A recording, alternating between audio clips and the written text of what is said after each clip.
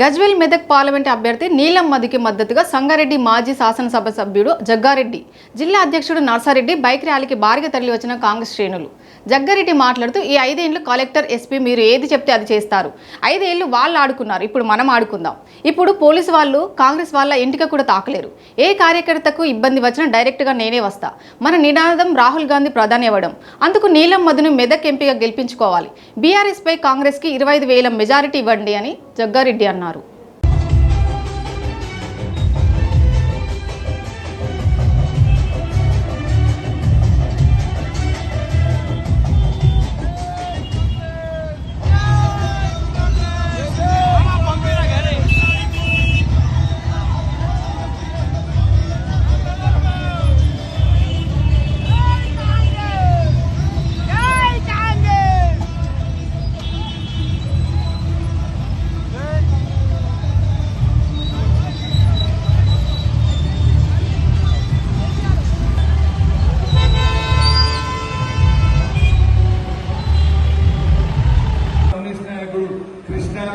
इधर वहाँ सलीम भाई, वहाँ वकील साहब बेग और सरदार जोश और पर्वत जोश रेगुंडा मल्ल बाधन रक्षिंचाली नर्सरेड्डी अदे चेप्पिंडु देवेंद्र अदे चेप्पिंडु सुरेंद्र अदे चेप्पिंडु चैर्मन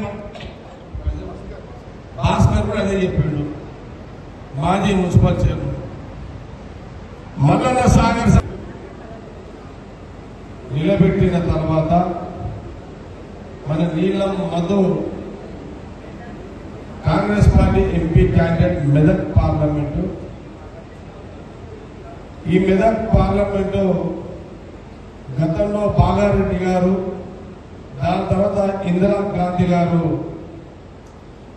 మరి ఈ ప్రాంతానికి ఎంపీగా, ప్రధానమంత్రిగా కూడా ఉండే మనందరూ కూడా తెలుసు.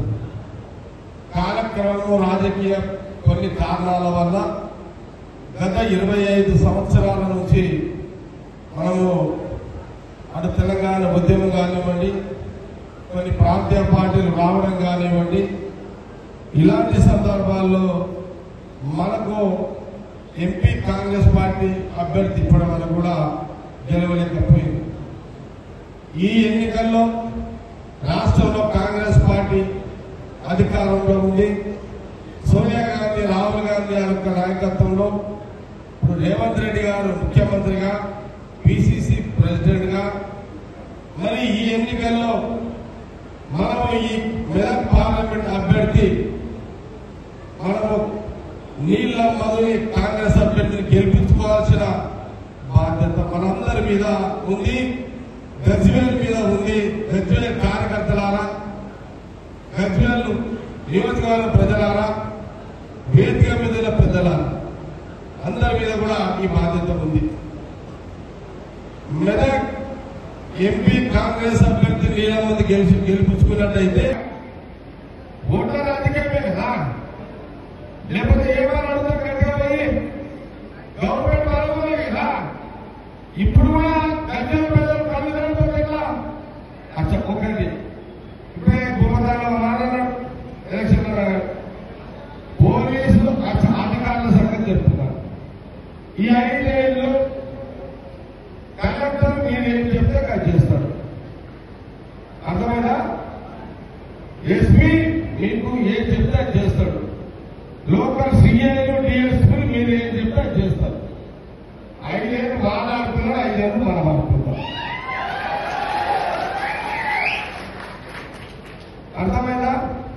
పోయిన తీరు పోలీసులు, ఆ గవర్నమెంట్ పోలీసులు పోయినసారి టీఆర్ఎస్ గవర్నమెంట్ మనల్ని దాడి చేసినట్టు అనవద్దు, అర్థమైనా? ఇప్పుడు పోలీసులు జాగ్రత్త, పోలీసులు ఉంటే వాళ్ళకి మర్యాద ఉంటుంది. ఇప్పుడు పోలీసులు కాంగ్రెస్ కార్యకర్తలని ఎంట్రీగా కూడా తాకలేరు, అర్థమైనా?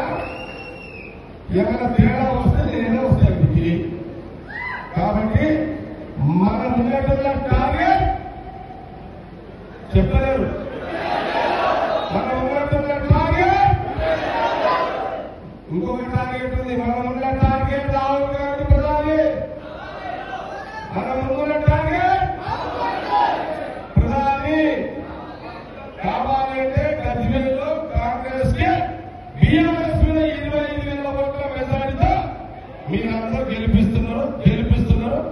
అందరికీ కృతజ్ఞతలు, ధన్యవాదాలు. గజ్వేల్ నియోజకవర్గ కాంగ్రెస్ పార్టీ నాయకుల కార్యకర్తల ఈ యొక్క సమావేశంలో నర్సారెడ్డి గారు, మరి జిల్లా ప్రెసిడెంట్, ఎక్స్ఎమ్మెల్యే, ఇంకా మా ముఖ్య నాయకులు ఎలక్షన్ రెడ్డి గారు, రెడ్డి గారు, దేవేందర్ రెడ్డి గారు, ఇంకా సురేందర్ మా ఇన్ఛార్జ్, మాజీ మున్సిపల్ చైర్మన్ పాప రాక్షారెడ్డి అందరూ కూడా ప్రధాన ముఖ్యంగా ఈరోజు ఇక్కడ కార్యకర్తలు, నాయకులు మేమందరం తీసుకునే ఛాలెంజ్ ఏంటంటే భవిష్యత్తులో రాహుల్ గాంధీ ప్రధానమంత్రి, రానున్న ఎన్నికల్లో ప్రధానమంత్రి కావాలి, మనందరి కోరిక నెరవేరాలంటే మెదక్ పార్లమెంట్లో ఖచ్చితంగా కాంగ్రెస్ అభ్యర్థి అంత నీలమ్మను కూడా గెలిపించుకోవాలి.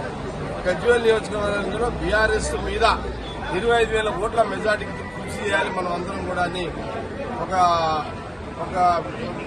ఎన్టీఆర్ నాయకుల కార్యకర్తలకు వాళ్ళందరూ చెప్పడం కూడా జరిగింది. ప్రధానంగా గతంలో అదే కాకుండా మల్లార సాగర్ బాధితులు కూడా ఇక్కడికి వచ్చి వాళ్ళకు కూడా చెప్పినాం, తప్పకుండా గత ప్రభుత్వంలో ఏ లోపాలైతే మీకు కావాల్సినవి రాలేవు అవన్నీ కూడా ముఖ్యమంత్రి రేవంత్ రెడ్డి గారు చెప్పి తప్పకుండా అవన్నీ కూడా మల్లన్న సాగర్ బాధితులు ఆదుకుంటాము. అది నర్సారెడ్డి గారికి నేను కూడా గట్టి మాట ఇచ్చిన, తప్పకుండా సీఎం రేవంత్ రెడ్డి చెప్పి అవన్నీ విషయాలు కూడా చేయిస్తాము.